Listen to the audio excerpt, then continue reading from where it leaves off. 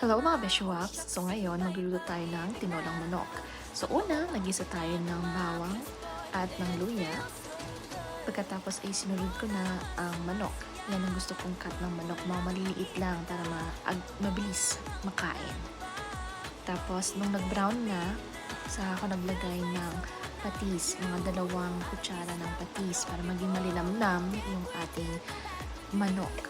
Tapos naglagay na rin ako ng paminta at naglagay din ako ng 1 kutsara ng chicken powder para mas masarap.